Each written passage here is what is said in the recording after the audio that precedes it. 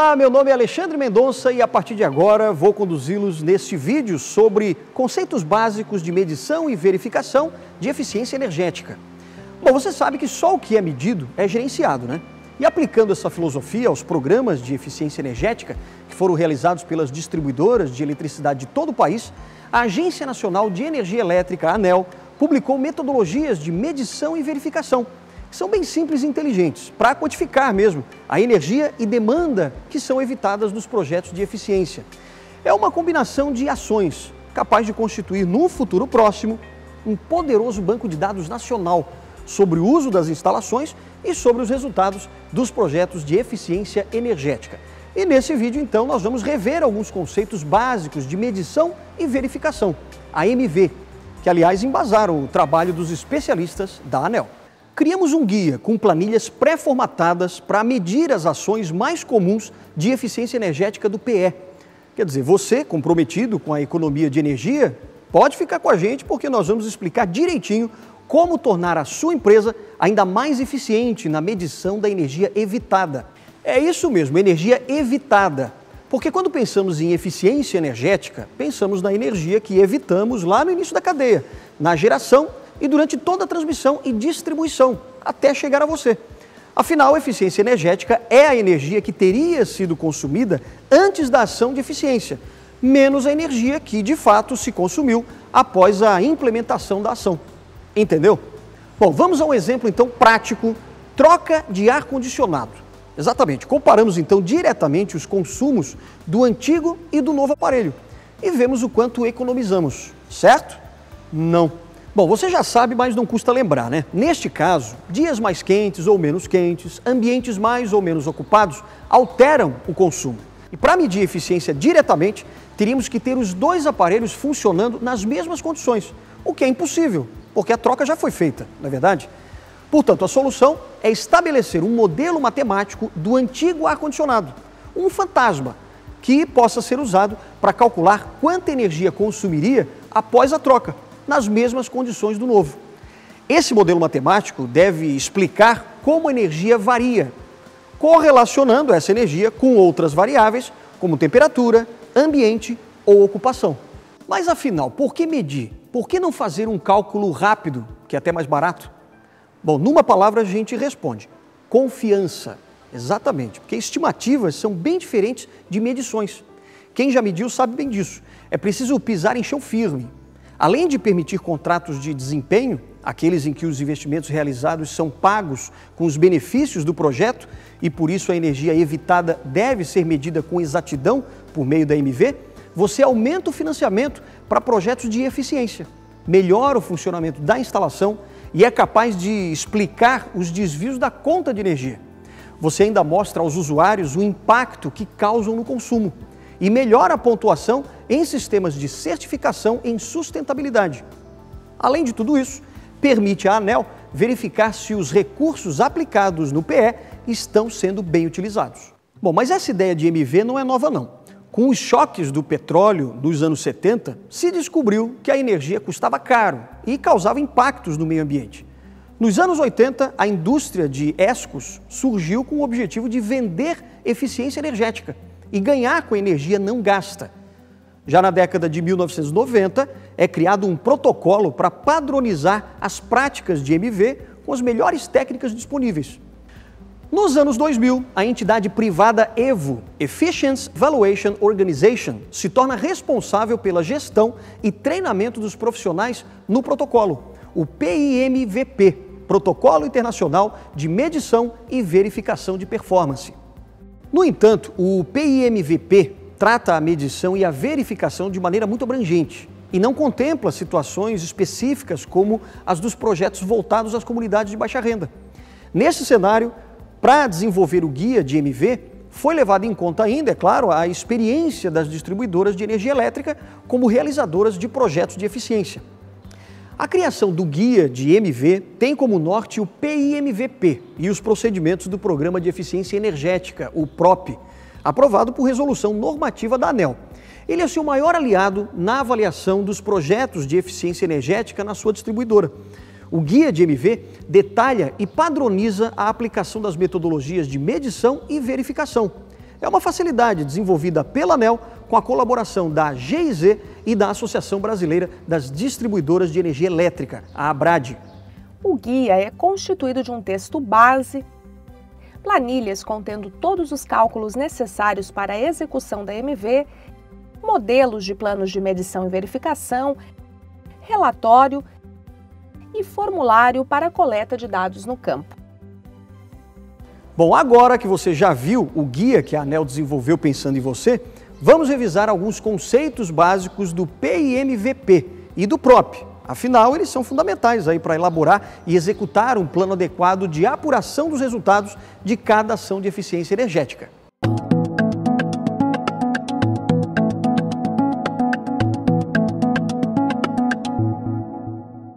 Para cada ação de eficiência energética, você deve definir as variáveis que influenciam o uso da energia.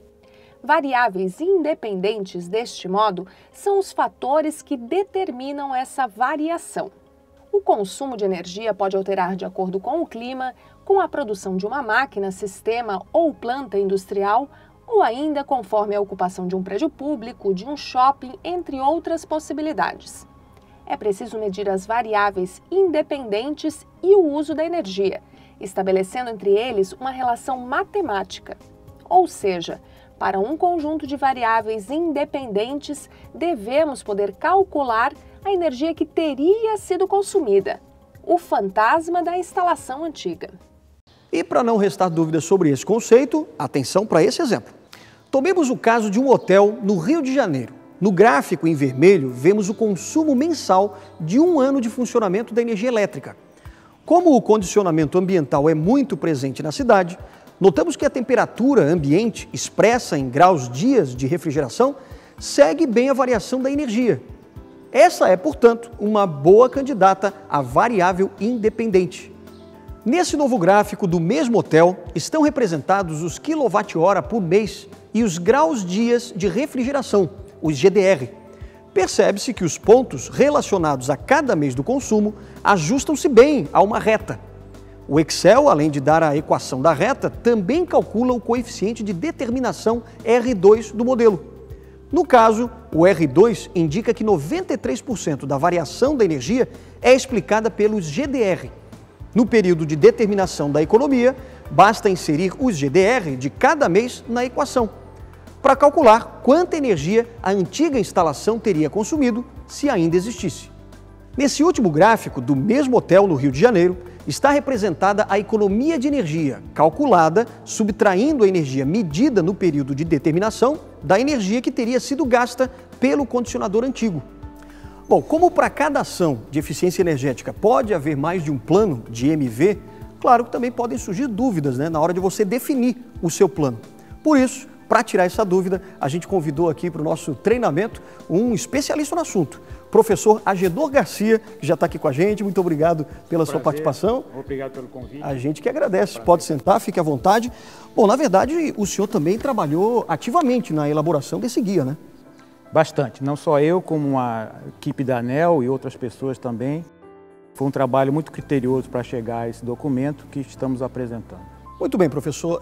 Anteriormente, a gente estava falando sobre determinar as variáveis independentes, E a gente sabe que o senhor é um profundo conhecedor desse assunto, E a gente tem certeza que o senhor pode, então, assessorar os nossos colegas das ESCOs e também das distribuidoras, Por isso, aqui a gente tem a primeira dúvida, que vem de Minas Gerais. O Paulo quer saber o seguinte: se trocamos uma única geladeira, o número de vezes que se abre a porta do refrigerador pode ser uma variável independente?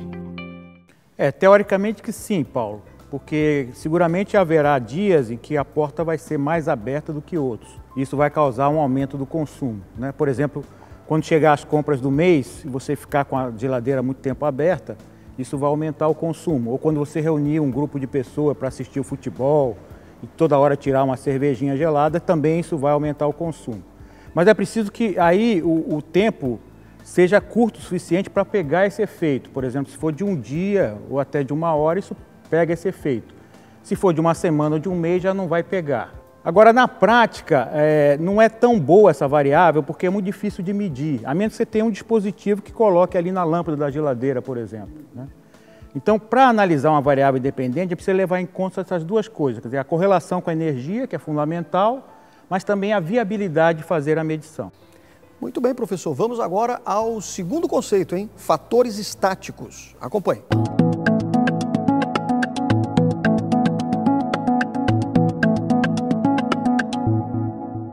Como o próprio nome diz, são fatores que afetam o uso da energia. Porém, espera-se que não variem durante o período de determinação da economia, ou seja, nas medições feitas após a implementação da ação de eficiência. Podem ser fatores estáticos, o tamanho de uma instalação, a ocorrência de sombras ou insolação na fachada de um prédio, ou ainda a produção de um forno, se for constante. A ocorrência de sombras ou insolação, por exemplo, pode aumentar ou reduzir a necessidade de iluminação ou de ar-condicionado. Quando os fatores deixam de ser estáticos, o modelo de consumo energético necessita um ajuste, um estudo de engenharia específico chamado ajuste da linha de base, que vamos explicar melhor mais adiante. Bom, professor, agora a dúvida vem do Rio Grande do Sul e a Ana está apresentando para a gente a seguinte situação, olha só. Em um projeto de instalação de aquecedor solar, com troca de chuveiro por outro que só faz aquecimento adicional para uma temperatura de 40 graus Celsius, medimos o consumo antes e depois da troca com memória de massa. A insolação é um fator estático neste caso? Não, um fator estático é uma coisa que pode variar afetando o consumo de energia, mas que se prevê que não vai variar durante o período de determinação da economia. Então a insolação dificilmente ela vai variar, a menos que haja um vulcão ou alguma coisa assim catastrófica em termos de clima, né? Ela também não é uma variável independente porque a insolação não influi no consumo da linha de base, porque na linha de base ela não influenciava no chuveiro, né?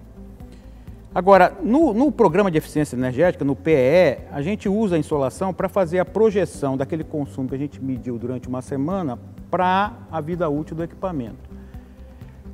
Essa projeção está fora do protocolo, porque o protocolo não admite projeção, né? Mas foi uma alternativa única viável que encontramos para fazer essa medição em comunidades de baixa renda, né? Então essa projeção é que deve ser melhorada com estudos de longo prazo que se pretende fazer em seguida. Perfeito, professor. Agora, períodos de medição é o nosso próximo conceito. Vamos lá.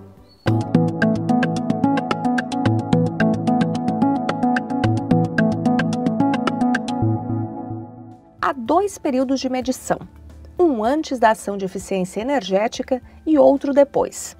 O primeiro, conhecido como período da linha de base, tem o objetivo de estabelecer o modelo do consumo de energia relacionando e medindo energia e variáveis independentes. O período da linha de base deve representar a instalação em todas as condições que ela possa operar. Depois da ação, temos o período de determinação da economia, que também mede a energia e as variáveis independentes. Agora, porém, as variáveis independentes devem ser introduzidas no modelo para calcular a linha de base ajustada. A economia gerada pela implementação da ação de eficiência energética é o consumo da linha de base ajustada, ou seja, quanto teria sido consumido menos o consumo do período de determinação, ou seja, quanto realmente se consumiu após a ação. Bom, professor, a gente sabe o quanto é importante, né, executar bem aí os períodos de medição justamente para calcular a economia de uma ação de eficiência energética, né? E o Tiago, de Santa Catarina, pergunta também exatamente sobre esse assunto. Vamos saber qual é a pergunta. Em um projeto de troca de geladeiras, tivemos que medir 70 geladeiras para chegar a uma precisão de 10 a 95% de confiabilidade. Preciso medir as mesmas geladeiras no período de determinação da economia? Não há necessidade. Inclusive, essa dúvida é muito recorrente, né? Como a variabilidade das geladeiras novas é bem menor, assim como todo equipamento novo, então a amostra pode ser bem menor, né? Somente o necessário para a gente atingir os 10% a 95% de confiabilidade, que foi o critério estabelecido no PROP. Os dois períodos de medição, na verdade, eles têm objetivos completamente diferentes e não há compromisso de ter nem o mesmo período de medição, nem o mesmo número de amostras, nada disso. O período da linha de base deve ser feito até a gente conseguir um bom modelo da energia, né? e o período de determinação da economia até que todos os envolvidos, ou seja, a ESCO, o dono da instalação e a ANEEL, estejam conscientes que a economia já está bem estabelecida. Muito bem, tem mais ainda, hein? Vamos agora à definição de modelo de consumo energético.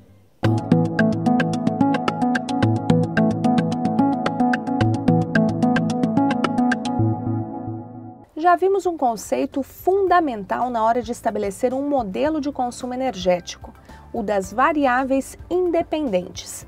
Também chamado de modelo de consumo da linha de base, é uma expressão matemática que relaciona a energia com as variáveis independentes. Geralmente, é resultado de uma análise de regressão linear. Este modelo é deduzido empiricamente, com base nas medições. Há alguns critérios estatísticos que veremos com mais detalhe nos próximos vídeos para verificar se o modelo está adequado. Mas, professor, sendo este agora um conceito aplicado a cada ação de eficiência energética, surgem, claro, muitas dúvidas, né? Como essa, por exemplo, aqui do Alexandre da Paraíba. Pode rodar a pergunta dele. Em um projeto com várias ações de eficiência energética em uma escola, conseguimos uma correlação do consumo mensal de eletricidade com os graus dias de refrigeração com R2 de 0,81, CV de 14% e estatística T de 1,8. Este modelo pode ser usado para calcular as economias? A correlação não parece estar ruim, mas também não está boa, porque na verdade só o R2 é que está dentro do critério do protocolo. A estatística T e o CV não estão atendendo. Então, na verdade, o mais importante é que o erro padrão ele seja menor do que a metade da economia esperada, ou seja, a economia esperada tem que ser maior que 2 vezes o erro padrão, para que ela possa se diferenciar da variação normal da energia na instalação. Está esclarecida então a dúvida aí do Alexandre. Vamos agora à definição de fronteira de medição.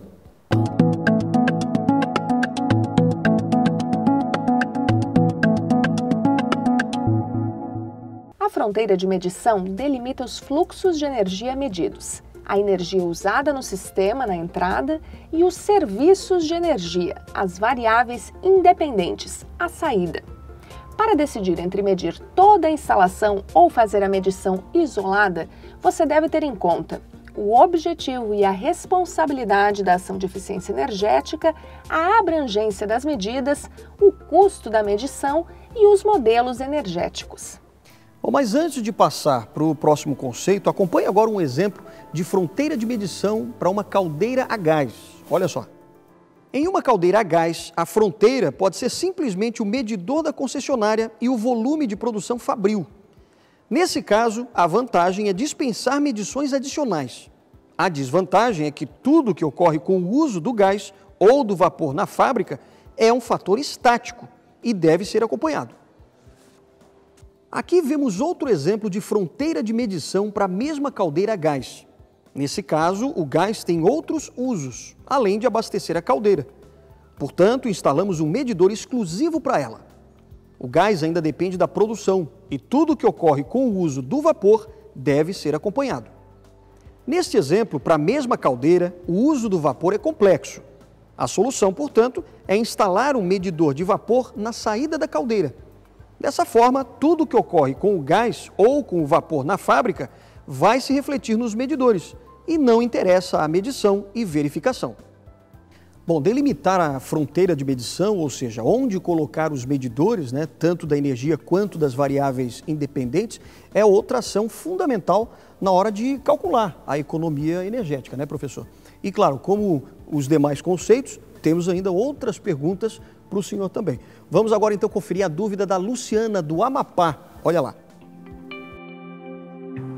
Fizemos um projeto em um hospital com muitas ações de eficiência, inclusive a troca do sistema de condicionamento ambiental.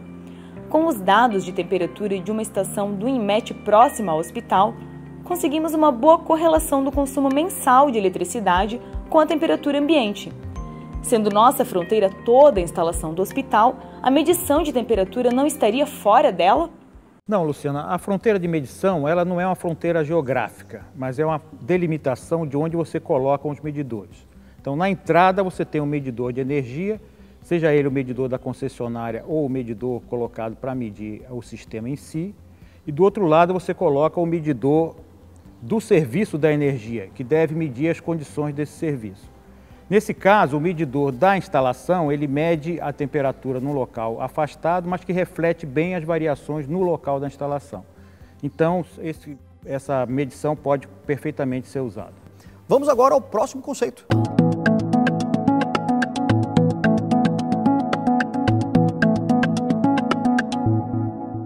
Agora que você já reviu o conceito de fronteira de medição, podemos entender melhor o que é o efeito interativo. Ele é consequência da ação de eficiência energética fora da fronteira de medição. Um exemplo clássico é iluminação e ar-condicionado. Uma iluminação mais eficiente reduz a carga térmica para o condicionamento do ar. Neste caso, a diminuição do consumo no ar-condicionado, que está fora da fronteira de medição, delimitada pelo interruptor de iluminação, é calculada dividindo-se a redução da carga térmica pelo COP, ou coeficiente de performance do condicionador. Por exemplo, se reduzimos a iluminação em 100 kW, é comum considerar mais 20 ou 30 kW de redução no ar-condicionado. Os efeitos interativos podem ser estimados ou ignorados. Se for importante a ponto de ser medido, deixa de ser efeito interativo, passa a ficar dentro da fronteira de medição. Bom, agora o Alexandre de São Paulo tem uma outra dúvida sobre esse assunto. Vamos ver qual é a pergunta dele. Fizemos um projeto de troca de chiller em um aeroporto. Medimos o consumo do chiller, os graus-dias de refrigeração e a ocupação. Conseguimos uma boa correlação entre o consumo e os GDR e ocupação. Instalamos também variadores de velocidade nas bombas de água de refrigeração. A redução de energia nesses motores pode ser um efeito interativo? Não, na verdade não pode, porque a redução de consumo nas bombas ela está relacionada à instalação dos variadores, não à troca do chiller. Se a vazão da água de refrigeração tivesse diminuído devido a uma temperatura mais baixa, por exemplo, aí sim seria um efeito interativo, porque a medição de eletricidade está concentrada só no chiller, só no compressor. Agora, se por outro lado a medição de eletricidade fosse no painel que contém o compressor e as bombas, aí não seria um efeito interativo, seria um efeito medido, porque estaria dentro da fronteira de medição. Muito bem, o nosso professor aqui construindo conhecimento, a partir das dúvidas dos colegas aí de todo o Brasil. E finalmente vamos agora às opções do PIMVP, o Protocolo Internacional de Medição e Verificação de Performance da EVO.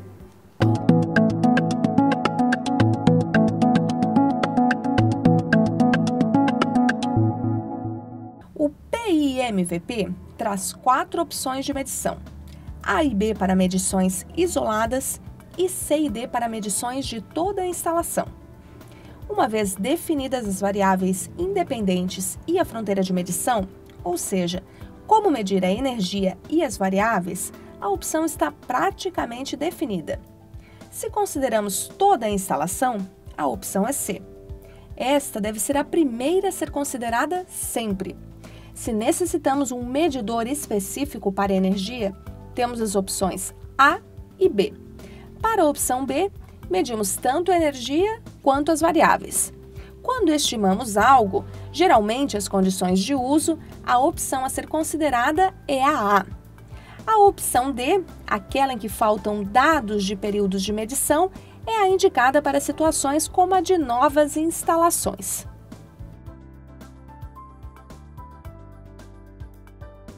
Bom, para se definir a melhor opção do PIMVP, é preciso, claro, considerar, entre outros aspectos, se o interesse é mais focado na ação em si ou na instalação.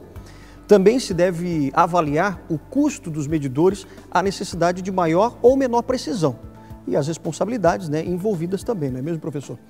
Por isso, de Goiás, o Fabrício é quem nos pergunta agora também sobre a melhor opção para o plano de MV do seu projeto. Olha só. Em uma cerâmica, trocamos o motor da maromba e medimos seu consumo por um mês, correlacionando dia a dia com a produção.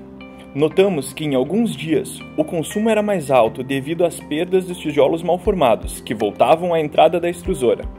Separamos os dias em alta perda e baixa perda, conseguindo melhores correlações. Como a perda não foi medida, isso caracteriza uma opção A? Não, seria uma opção B, porque nesse caso você mediu a energia e mediu as variáveis dependentes, que são a produção e a taxa de perda. Nesse caso, a taxa de perda ela só tem dois valores, alta e baixa. Se você tivesse considerado a taxa de perda um valor contínuo e tivesse estimado, aí sim seria uma opção A. Mas como ela só tem dois valores, alta e baixa, aí você pode considerar isso uma medição. Bom, professor, com essa pergunta respondida, então, a gente encerra, né? Nós concluímos aí a revisão dos conceitos fundamentais de medição e verificação. Claro, a gente agradece a participação de todos, mas principalmente da sua. Obrigado. Prazer, muito obrigado. Espero que os conceitos tenham ficado mais claros. Obrigado também pela oportunidade e um grande abraço a todos. Meus amigos, estamos chegando aí mais próximos, né, do nosso objetivo. Nós vamos focar agora nos passos da medição e verificação no Programa de Eficiência Energética aqui da ANEEL. Acompanhe agora com a gente.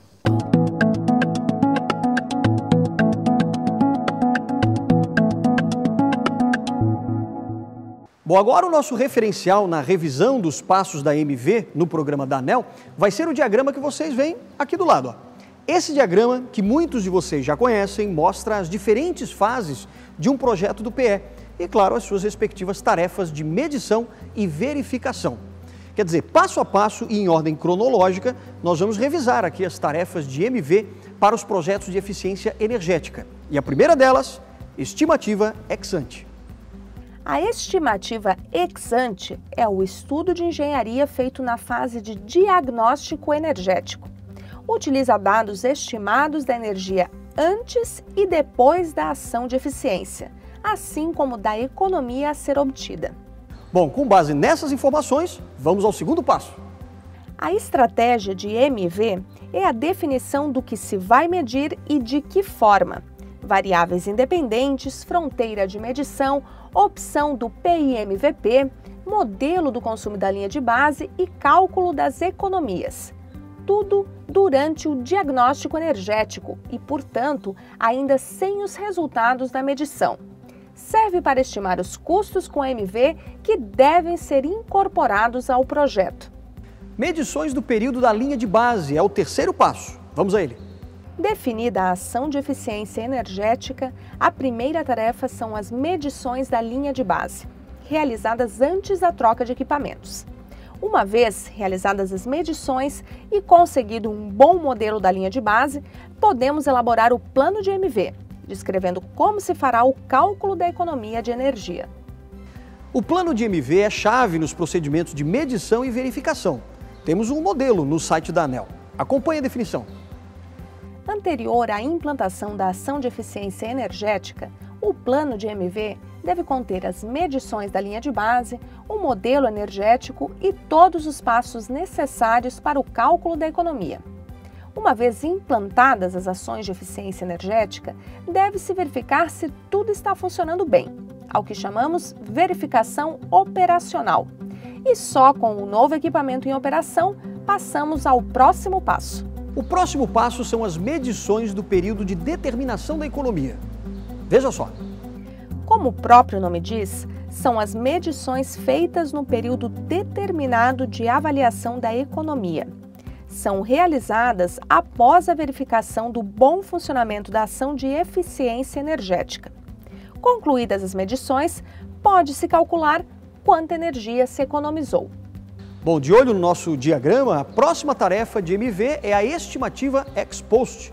Atenção então para a descrição e para a dica. É a estimativa de energia e custos economizados com base nas medições efetuadas e calculadas de acordo com o plano de medição e verificação. Mas atenção! Não confunda ex ante e ex post com antes e depois da ação de eficiência. Ambas envolvem estimativas da economia e da energia antes e depois da ação de eficiência energética. A diferença é: ex ante é feita com dados estimados e a ex post com dados medidos. A apresentação do relatório à ANEEL é a próxima tarefa de MV do seu projeto. Saiba mais. Os cálculos da economia e da rentabilidade da ação de eficiência energética compõem o relatório de medição e verificação, que deve ser entregue à ANEEL. O modelo de relatório está disponível no site anel.gov.br. Os 2 últimos passos da MV estão fora do âmbito do projeto do PE, mas são tarefas importantes para a construção do banco de dados de referência dos projetos de eficiência energética. Com ele vai ser mais simples, realizar os seus projetos de eficiência no futuro. E com isso a gente conclui nosso primeiro vídeo, mas não vamos parar por aqui não, porque no próximo nós vamos explicar direitinho como preencher as planilhas do Guia de Medição e Verificação e com um exemplo real de projeto de iluminação de baixa renda. E agora é sua vez, de colocar em prática tudo o que nós explicamos por aqui. Acesse anel.gov.br e encontre todo o material de apoio necessário para o seu aprendizado. E até a próxima!